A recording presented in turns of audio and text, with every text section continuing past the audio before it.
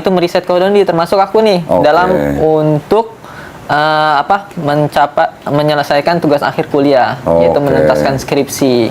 Maksudnya biar nyari topiknya gampang ya? Iya. Bilang aja nyari topik gampang.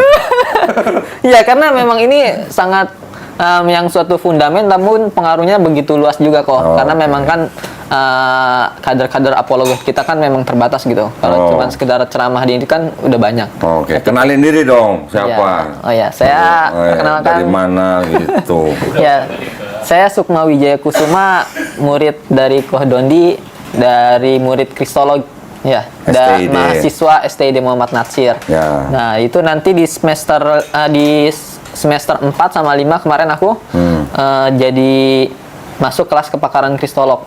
Ya, nggak pakar-pakar banget sih. Ini sekarang semester berapa? Sekarang semester 8. 8. Belajar kristologinya semester 4, 5. Udah lama juga ya? Iya.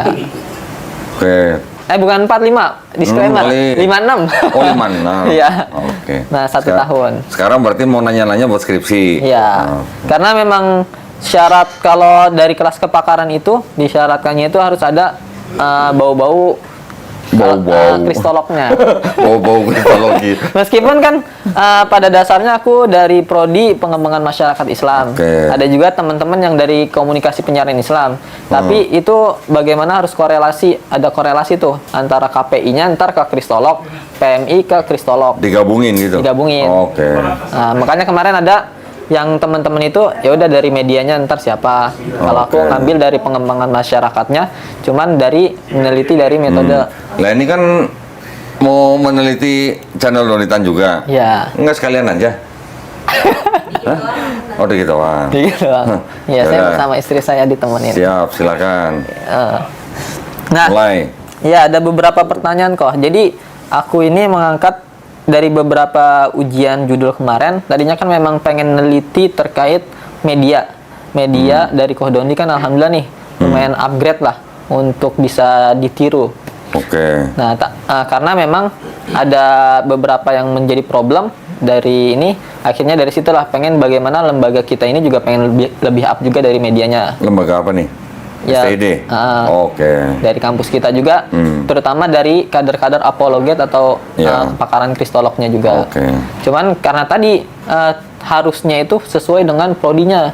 Akhirnya karena aku bukan komunikasi, jadi prodi, ya udah terkait nanti pengembangan dakwahnya itu.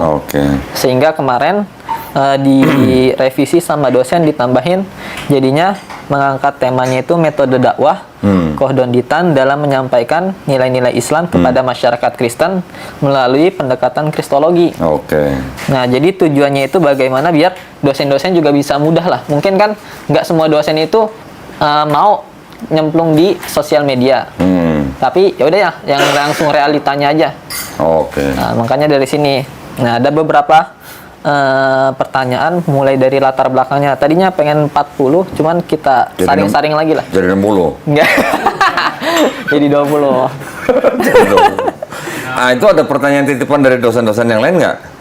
Belum. Oh, belum. Kalau bisa nanya dong kalau dosen. Mau nanya nggak gitu? Iya, tapi nanti makanya ntar ada pembimbingan selanjutnya. Boleh.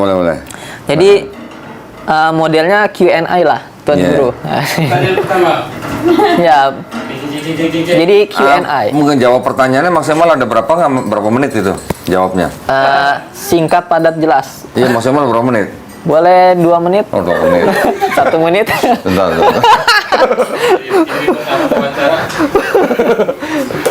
Gantian Kodondi yang iya tidak. Iya, tidak. Ya udah gantian, gua sekarang gantian lah, iya tidak aja deh.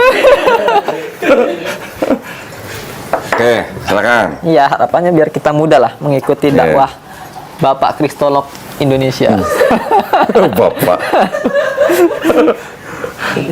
Oh ya, dari latar belakang dulu nih kok. Ya. Jadi apa sih yang melatar belakangi Kodondi itu sehingga memilih berdakwah kepada masyarakat Kristen? Kalau dari asal muasal kenapa pindah Islam kan udah banyak tuh. Cuman kita langsung pada titik intinya itu kenapa memilih berdakwah kepada masyarakat Kristen? Nggak fokus ke ini aja. Sebenarnya saya tujuan utamanya itu bukan mendakwai orang Kristen, bukan sebenarnya. Bukan. Itu hanya efek samping gitu. Efek samping. Kalau efek kedepannya, saya sebenarnya mendakwai umat Islam, ya, Mendakwai umat Islam supaya apa? Supaya mereka iman dan akidahnya tambah kuat, sehingga mereka tidak mudah dimurtadkan. Nah, itu efek depannya, efek sampingnya ke Kristen gitu. Oh gitu. Tahu, paham maksudnya kan? Tahu ya. Bukan saya punya tujuan utama mendakwai orang Kristen, bukan. Yang saya dakwakan sebenarnya tujuannya kepada orang Islam, supaya orang Islam tahu perbandingannya. Karena di dalam Islam dan Kristen kan ada satu sosok yang sama, yang menjadi apa? Perbedaan persepsi ya. Oh, sebenarnya ada tiga lah, sebenarnya ada tiga. Yahudi menolak Yesus Kristus atau kita sebut Nabi Isa alaihissalam. Bahkan kalau kita lihat di dokumen-dokumen mereka seperti Talmud gitu kan, ada yang menyebut-nyebut sampai ke Yesus dan Maria begini-begini gitulah ya. Ya oke, mungkin ada nama-nama Yesus yang sama pada zaman dulu. Walau alam, tapi secara umum dan secara khusus umat Yahudi menolak Yesus sebagai nabi, ya kan? Yang kemudian di Kristen mereka meninggikan Isa alaihissalam ini atau Yesus Kristus ini setinggi-tingginya sampai menjadi Tuhan. Ya, antara Yahudi dan Kristen nih. Islam kita seperti di tengah-tengah. Ya. Kita menganggap Nabi Isa alaihissalam sebagai hanya sebagai hamba Allah, nabi. Tapi kita mengakui dia sebagai Al-Masih gitu. Ya, walaupun konsep Al-Masih dan Mesiasnya dengan Yahudi itu mungkin beda konsep, tapi kita aja menyebut Nabi Isa sebagai Al-Masih, putra Maryam. Kepada Kristennya kita hanya menempatkan Nabi Isa alaihissalam sebagai utusan atau hamba Allah, tidak sampai punya sifat ilahi. Ya, jadi ada Yahudi, Kristen, tapi kita seperti di tengah-tengah gitu.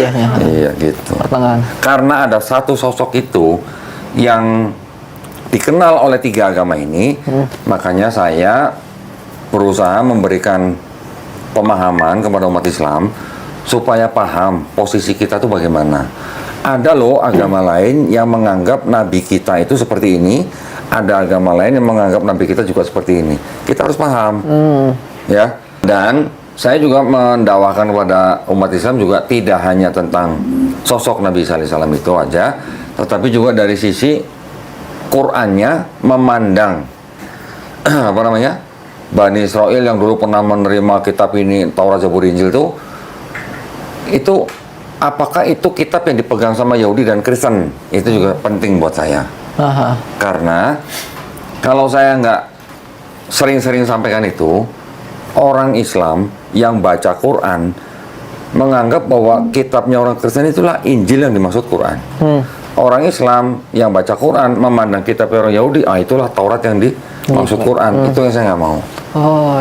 Ya, maksudnya supaya apa? Supaya kita paham Quran menyebutkan Taurat, Zabur, Injil sebagai apa, kepada siapa, kapan, dan sekarang di mana gitu. Jadi kita tidak mudah dipengaruhi, oh ini loh Taurat yang dulu disebut di Quran, atau oh ini loh Injil yang dimaksud di Quran. Nanti dulu, kita harus paham. Tujuan saya itu di situ sebenarnya. Nanti sementara dengan sosok Nabi Isa alaihissalam, kita juga harus bisa tahu dan kita menempatkan Nabi Isa alaihissalam sesuai dengan apa yang tertulis dalam Quran. Jangan sampai kita menyembah Nabi Isa alaihissalam karena ada bujuk rayu dari orang di luar Islam. Oh gitu. Memang poin utamanya sebenarnya ke Islam ya. Ke Islam. Untuk ya membagi pengalaman ya mantan kafir ya. Iya. Jadi mengetahui, oh ini pemahaman dari sini kayak gini, pemahaman dari sini kebenarannya ternyata seperti ini. Betul. Karena kita sama-sama Islam, saya kasih tahu orang Islam supaya tidak mudah dimurtadkan, gitu. Tujuan utama saya di situ. Ya mungkin kan seolah-olah kayak menganggap, kok Dondi kayaknya nyerang Kristen terus, padahal poinnya ya memang sebenarnya buat ngebentengin gitu ya. Iya, tujuan utamanya untuk ngebentengin. Tapi kalau ada orang Kristen yang bilang saya menyerang Kristen, kalau saya menyerang tanpa dokumen, boleh bilang saya menyerang. Tapi kalau saya mengucapkan sesuatu, membacakan sesuatu dengan bukti yang ada dari kalangan mereka sendiri, apa mau dibilang apa? Masa saya nyerang? Nah, orang itu dokumen-dokumen Kristen kok memberitahu. Bagaimana? Gitu maksudnya. Ya, jadi saya berdakwah, tujuan saya mendakwai orang Islam. Efek depannya efek sampingnya kalau yang mau mikir ya monggo gitu aja. Oke. Ya. Dapat. Nah, ini gue lurusin nih. Pelurusan ya, bukan menyerang agama lain, tapi memang untuk fokusnya sebenarnya untuk membekali umat-umat Islam ya. Iya. Apalagi banyak terjadi orang mendakwahkan nanti kalau masalah kenapa Kristen kok mau ngajak orang di luar Kristen masuk agama mereka, ada ayatnya apa, di mana latar belakangnya bagaimana, itu ayat otentik apa enggak, itu urusan, itu bahasan yang lebih dalam. Gitu. Oke. Siap. Satu pertanyaan terselesaikan. Lanjut pertanyaan kedua. Lumayan ceban nih. Asik. Satu pertanyaan ceban nih 20 udah berapa nih? Nah, bagaimana sih kok pengalaman hidup Koh Dondi ini sehingga membentuk metode dakwah yang digunakan saat ini gitu, sehingga memiliki efek yang sangat luar biasa juga nih. Pengalaman pribadi atau dari Koh Dondi ini sehingga membentuk mungkin ada metode dakwah khusus yang terformulakan dengan Koh Dondi. Gini, awalnya ketika saya sebelum bersyahadat, saya kan juga melihat video-video perdebatan. Yang paling banyak ini kan perdebatan antara Islam dan Kristen. Ada juga perdebatan Yahudi dan Kristen juga ada. Tapi perdebatan Yahudi sama Islam nggak ada gitu. Nah, ya. Jadi ketika saya melihat perdebatan antara orang Islam dan Kristen, ini saya sebagai orang Kristen waktu itu kan jadi terpancing untuk membuktikan bahwa mungkin yang disebut dengan serangan-serangan atau argumen-argumen dari kalangan Islam itu benar apa enggak gitu. Oke. Ternyata ya dalam mencari sebuah kebenaran, kita kan dimulainya dari sebuah keraguan. Ketika kita sudah mulai ragu, kita meneliti, baru kita cari bukti-buktinya. Dalam mencari sebuah kebenaran, kita tidak boleh melibatkan suka dan tidak suka. You know, namanya cari kebenaran. Jadi ketika saya mau memulai sebuah riset pribadi ya tentang perdebatan antara Islam dan Kristen ini, akhirnya saya menemukan bukti-buktinya malah dari kalangan Kristen. Ini pengalaman awal nih. Oke, kalau begitu berarti yang di Kristen kondisi begini, yang di Islam kondisi begini. Nah, yang mempelajari tentang Islamnya itu belakangan sampai akhirnya saya mengakui bahwa Islam itu yang memang benar-benar punya klaim dan bisa dipertanggungjawabkan. Walaupun mungkin pertanggungjawabnya secara dokumennya itu mungkin juga hanya didasarkan pada dokumen satu pihak, ya itu fine-fine aja gitu ya. Jadi akhirnya saya mengakui bahwa Islam ini adalah satu-satunya agama yang berasal dari yang menciptakan langit, bumi, dan manusia. Saya juga mengakui akhirnya kitabnya Islam itu adalah kitab yang pasti bukan karangan manusia. Akhirnya saya bersyahadat, ya kan 2014. Begitu saya masuk Islam, saya belajar Islam, saya menjalankan Islam, saya juga tidak langsung, saya nggak langsung punya pikiran, saya ingin berdakwah dengan seperti ini. Enggak, belum. Tapi ketika saya sudah menjalankan Islam, karena saya sudah terlanjur mempelajari ulang agama saya yang dulu, yang Kristen itu, saya paling tidak kan, berarti kan saya punya pengetahuan sedikit nih tentang agama saya yang dulu. Nah, ini yang ingin saya bawa di dalam saya menjalankan Islamnya sebagai juga penguat akidah saya gitu loh, penguat gitu loh. Karena gini, banyak juga orang Kristen sudah masuk Islam, sudah sekian lama, tapi akidahnya belum bersih.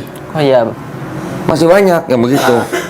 Akidahnya masih akidah lama kadang-kadang. Nah, jadi qadarullah, saya waktu itu pengen juga membagikan ilmu ini. Cuman membagikannya kemana? Nah, kan gitu. Akhirnya waktu itu istri saya menyarankan untuk berdakwah melalui menerjemahkan video-video perdebatan Islam Kristen, menerjemahkan dan mengupload ke sebuah channel YouTube gitulah. Langsung YouTube-nya Donditan? Belum.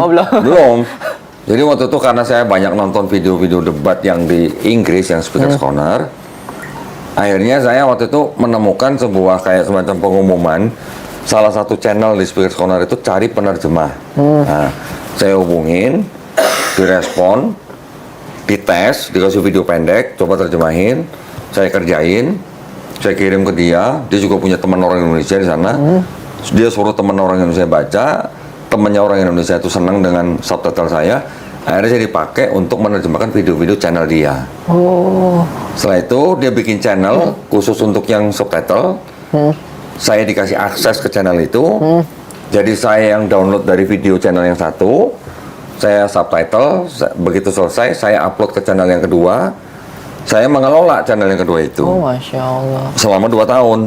2 tahun masih ada sampai sekarang? Masih, channelnya kalau bisa mau dibuka, nama channelnya SC Dakwah Nusantara. SC Dakwah Nusantara. Ya, kira-kira 100 video saya terjemahkan di channel itu. Masya Allah, ini jarang yang mengetahui nih kok. Terus, setelah 2 tahun, saya dikenalkan oleh salah seorang teman saya ke sebuah yayasan. Nama yayasannya Yayasan Pembina Mu'alaf At-Tauhid. Nah, mulai dari yayasan ini, saya mulai banyak mengetahui bahwa di Indonesia pun itu banyak upaya-upaya pendangkalan akidah untuk orang-orang Islam. Yang melakukan adalah kalangan Kristen. Baru saya belajar mulai, oh ternyata Kristen itu punya misi begini. Oh. Ya, targetnya kemana, ke siapa gitu kan. Modusnya begini. Ya dari yayasan ini gitu loh. Oke, dari mulai yayasan ini baru saya terbuka, oh kalau begitu berarti orang Islam perlu diberikan pengetahuan tentang perbandingan agama ini. Iya kan? Supaya apa? Tujuannya supaya orang Islamnya paham dan tidak mudah dimurtadkan. Itu dari situ. Oke. Iya. Saya gabung dengan Yayasan Pembina Mu'alaf At-Tauhid itu dari tahun 2020 sampai akhirnya sampai sekarang juga sebenarnya saya masih pengurus. Cuman tahun 2024 saya bikin yayasan baru namanya Garda Mu'alaf Indonesia. Saya yang mendirikan. Visi dan misinya sama, cuman lokasinya berbeda. Fokusnya aja yang kita agak berbeda sedikit, fokusnya. Tapi visi dan misinya sama. Nah, dari situ Kadorullah kan saya juga diminta oleh salah seorang pengurus Dewan Dakwah. Oh iya. Ustadz Abu Didat untuk bantu dia mengajari mahasiswa-mahasiswa STD Muhammad Nasir. Karena waktu itu STD Muhammad Nasir baru buka mata kuliah baru. Oh iya. Tulisannya kepakaran kristologi gitu kan.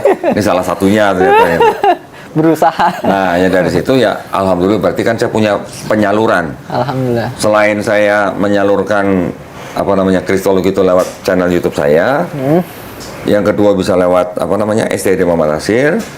Yang ketiga bisa ke masjid-masjid atau pesantren-pesantren. Dari situ. Ya. Mungkin dari channel YouTube saya kan masjid-masjid sudah mulai mengenal, pesantren juga sudah mulai mengenal.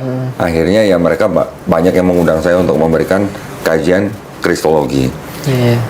Tapi berjalannya waktu nih, saya sebenarnya sekarang kurang begitu nyaman kalau pakai istilah kristologi terus gitu. Oh, jadi jangan kristologi terus. Kalau kristologi itu kan mempelajari tentang agama Kristen.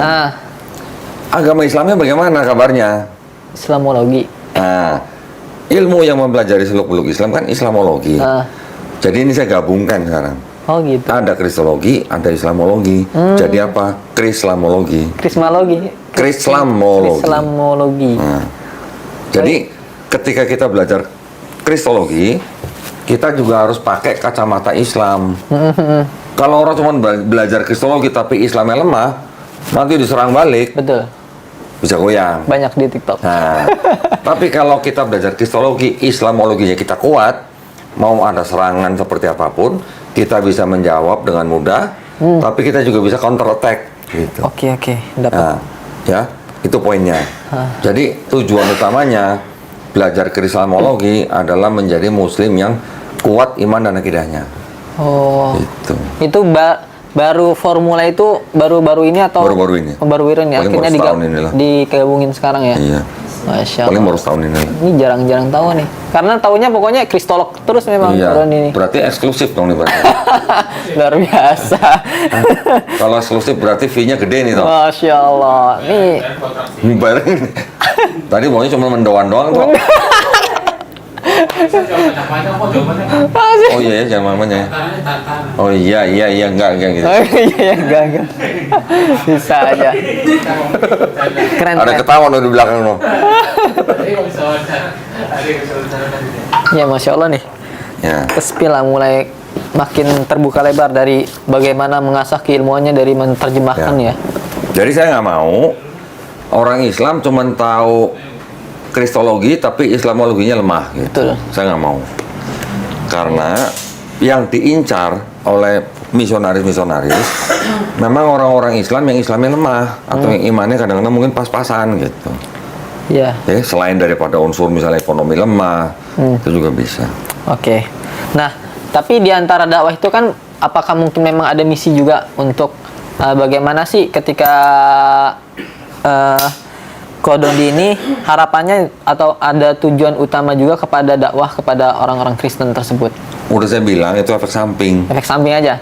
Dia login alhamdulillah. Kok bisa efek samping? Nah, sekarang gini, kita harus membicarakan bagaimana misinya. Kalau itu tadi kan kita bicara visinya. Sekarang kita bicara misinya. Misinya bagaimana?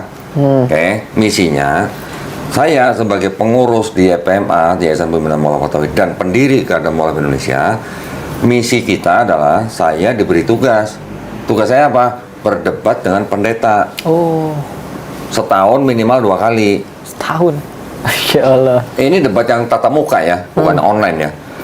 Minimal setahun 2 kali, debat tatap muka di tempat yang bagus, di tempat yang bermartabat lah gitu lah. Semuanya kita yang fasilitasin. Jadi saya mengajak pendeta itu berdebat dengan tuntunan Quran. Apa tuntunan Quran? Tidak boleh mengolok-olok kaum lain, tidak boleh menghina sesembahan orang lain. Ya, tuntunan ini yang kita pegang. Dengan dasar juga bahwa kita memang berdebat dengan mereka harus dengan cara yang paling baik. Ya, karena ada perintahnya juga dalam Quran. Artinya dengan tuntunan itu kita mengajak pendeta berdebat, kita membuat sebuah, boleh dikatakan apa ya, konten gitu. Kita bikin konten karena itu kan disiarkan live di YouTube. Iya. Buat orang Islam yang nonton, kira-kira dengan menonton debat kita, gimana rasanya? Lebih terbuka. Otomatis kan imannya tambah kuat. Iya. Ya kan? Itu yang kita harapkan. Tapi kalau ada orang Kristen yang nonton, terus mereka mikir, Iya. efeknya di situ, efek sampingnya. Oke. Setelah mereka nonton debat-debat kita, mereka jadi menghubungi kita. Kok boleh nggak kita konsultasi? Saya mau nanya-nanya dong. Datang sini konsultasi. Buka-bukaan Bible lagi. Iya, iya. Kalau, dan saya nggak pernah ngocok-ngocokin mereka harus masuk Islam, enggak. Konsultasi. Tapi ketika mereka konsultasi, terus mereka masuk Islam, Alhamdulillah. nah ya alhamdulillah kan, itu kan izin Allah gitu loh. Iya, iya. Itu efek sampingnya. Oke. Berarti bukan tujuan utama ya biar dia masuk Islam. Bukan. Ya kita berdakwah. Efek Kita sampingnya membuat konten dakwah dengan para pendeta. Ya mau ditonton. Iya, soalnya kan ada berpendapat mungkin sengaja nih biar dia itu ngotak-ngatik agama Kristen biar dia masuk ke Islam. Nah, berarti disclaimer itu memang efek samping aja. Bisa efek samping. Karena kita tahu hidayah mutlak milik Allah. Masya Allah. Gitu dong. Nggak Oke, boleh oke. kita punya niat, saya mau debat sama pendeta itu, saya harus bisa mengislamkan dia. Nggak boleh. Nggak boleh. Nabi aja nggak bisa. Betul. Apa bawa pamannya masuk Islam. Apalagi kita. Yang kita harus tanamkan adalah kita hanya diminta menyampaikan walaupun hanya 1 ayat. Betul. Berdebat dengan cara yang paling baik. Tidak boleh mengolok-olok mereka. Tidak boleh mengolok-olok sesembahan mereka. Itu. Masalah nanti orang itu diizinkan Allah masuk Islam, itu haknya Allah itu mah. Oke. Gitu. Siap. Lanjut kok. Gimana sih menurut Kodondi ini biasanya melakukan dakwah yang biasanya dilakukan Kodondi sejak pertama kali bertemu hingga menyampaikan ajaran Islam itu bagaimana ke kalangan teman-teman Kristen? Kebanyakan yang menghubungi kita untuk minta konsultasi kan orang-orang dari kalangan Kristen. Oh, dia minta ya? Banyak yang datang ke sini. Mereka datang ke sini karena mereka sudah nonton debat yang kita lakukan. Oh, iya. Oke. Jadi mereka datang sini, ada yang konfirmasi, ada yang pengen tahu sejarahnya, ada yang pengen lihat buktinya, banyak. Nah, ketika mereka datang, saya hanya memperlihatkan bukti-bukti apa yang jadi argumen saya. Ini buktinya, kalau saya ngomong begini, ini buktinya. Mereka lihat sendiri, mereka baca sendiri. Setelah mereka bisa lihat bahwa di dalam kitab mereka masih ada kebenaran, tapi bercampur dengan kebatilan, setelah itu kan mereka mencari, kok kalau gitu yang murni bener, yang nggak campur sama kebatilan apa? Quran. Baru saya perkenalkan Quran, baru saya perkenalkan Islam. Ini loh, ada persamaan nih antara kitab kamu dan di Islam. banyak persamaannya. Begini, konsep ketuhanan, konsep keselamatan, terus yang lain-lain lah tentang syariatnya. Di dalam kitab kamu ada syariat-syariat atau hukum-hukum yang malah yang melakukan, yang menjalankan malah sekarang orang Islam. Saya kasih ayat-ayatnya begini. Benar nggak? Coba, menurut kamu yang menjalankan Kristen atau Islam? Dengan mudah mereka bilang, oh iya, yang itu menjalankan malah orang Islam. Kok bisa begitu? Iya, kayak sunat, kayak... Baru saya perkenalkan di Quran ada konsep begini, ada ayat begini. Nah, ketika mereka diizinkan Allah menjadi orang beriman, ya saya cuma membantu mereka mensadarkan. Itu doang. Masya Allah. Itu. Keren. Nggak boleh kita, ayo lo harus masuk Islam. Jangan. Di dalam Islam kita mengenal la ikraha fiddin. Di dalam Islam kita mengenal lakum dinukum waliyadin. Jadi jangan sampai kita punya niat, saya harus bisa mengislamkan dia. Oh, itu jangan, nggak boleh. Oh. Itu nggak boleh. Itu ya, dihindarkan ya. Karena Allah Subhanahu Wa Taala sendiri mau menjadikan satu bumi, satu umat bisa kan, gampang kan? Tapi kenapa enggak? Ya, itulah tugas kita. Masya Allah. Nah, kok kira-kira kalau biasanya Dondi itu ketika menyampaikan materi utama untuk dakwah pertama ke orang Kristen itu, kira-kira materi utamanya apa? Yang pertama, saya akan memberitahukan atau sharing kepada orang-orang yang datang ke sini, terutama kalangan Kristen, bahwa di dalam sebuah agama itu kan yang disebut agama yang punya sistem kepercayaan yang komplit, itu kan pasti ada kitab sucinya. Oh, kitabnya dulu ya? Ya dong. Jadi mereka punya kitab, kita punya kitab. Di dalam kitab ini ada persamaan dan ada perbedaan apa? Persama yang saya bahas nih sebelum bilang persamaan atau perbedaan, yang paling utama saya bahas adalah tentang pertama konsep ketuhanan. Konsep ketuhanan. Yang kedua konsep keselamatan. Yang ketiga konsep peribadatan. Yang keempat, kelima, keenam bisa jadi ada konsep Mesias, bisa jadi ada konsep eskatologinya bagaimana dan sebagainya. Ini tambahan lah. Tapi yang paling penting kan konsep ketuhanan dan konsep keselamatan. Dua ini yang paling penting. Kalau konsep peribadatan oke lah, ini juga banyak yang sama. Kita pasti bisa ngelihat kalau konsep ketuhanan yang sama, konsep keselamatan sama, Tuhan yang sama ini kan pasti memberikan hukum yang sama, bukan hukum yang berbeda. Nah, hukumnya itu adalah di konsep peribadatan ini. Tiga ini saya bahas dari kedua kitab itu. Yang sama apa, yang beda apa. Oke. Dari situ saya nanti akan berharap orang yang mendengarkan saya dan melihat sendiri bukti-buktinya, mereka bisa mikir, oh iya, ternyata di dalam Quran, di dalam kitab mereka ada kesamaan nih antara konsep ketuhanan, keselamatan, dan peribadatan. Tapi juga ada bedanya. Ketika ada perbedaan, saya harus bisa membuktikan perbedaannya kenapa dan dari mana. Perbedaannya apa, kenapa, dan dari mana perbedaannya. Saya buktikan malah dari kitab-kitab mereka sendiri. Oke, sekarang karena kitab kamu ada perjanjian lama, ada perjanjian baru. Perjanjian baru ada surat ini, ada surat ini. Saya harus bisa memberikan pemahaman pada mereka. Ini loh kondisi kitab kamu ini ada dua bagian utama, perjanjian lama, perjanjian baru. Perjanjian lama asalnya dari kitab apa, punya siapa, ajarannya bagaimana. Perjanjian baru ada dua tokoh yang utama di dalam sini. Perjanjian baru ada Yesus, ada Paulus. Nah, dari perjanjian lama dan perjanjian baru yang ada dua tokoh, Yesus dan Paulus, ini saya bandingkan nih. Yesus ini dan perjanjian lama sama atau beda? Ternyata sama. Mau konsep ketuhanan, mau konsep keselamatan, mau konsep peribadatan, sama. Tapi ternyata ada sosok Paulus yang mana ajarannya tidak sama dengan ajaran Yesus dan tidak sama dengan ajaran perjanjian lama. Dan akhirnya malah baru ketahuan bahwa yang dipakai atau diikuti oleh kalangan Kristen malah yang Paulus, bukan yang Yesus dan perjanjian lama. Oke, mungkin ada sebagian pecahan-pecahan dalam Kristen yang peribadatannya saya ikut yang perjanjian lama, tapi konsep ketuhanannya tetap yang Paulus gitu. Jadi ada mixing juga nanti di bawah-bawahnya gitu loh, ya. Ikhtilaf. Itu memang sudah difirmankan dalam Quran kan. Mereka akan terpecah terus sampai kiamat gitu istilahnya. Ini yang saya tunjukkan dan buktikan kepada orang Kristen yang datang ke tempat saya, perbedaan itu apa, perbedaannya kenapa, dan perbedaan dari mana atau dari siapa. Ketika saya bisa membuktikan dari kitabnya mereka sendiri, silakan berpikir gitu. Oh, oke, dapat. Ya. Nah, lanjut nih kok.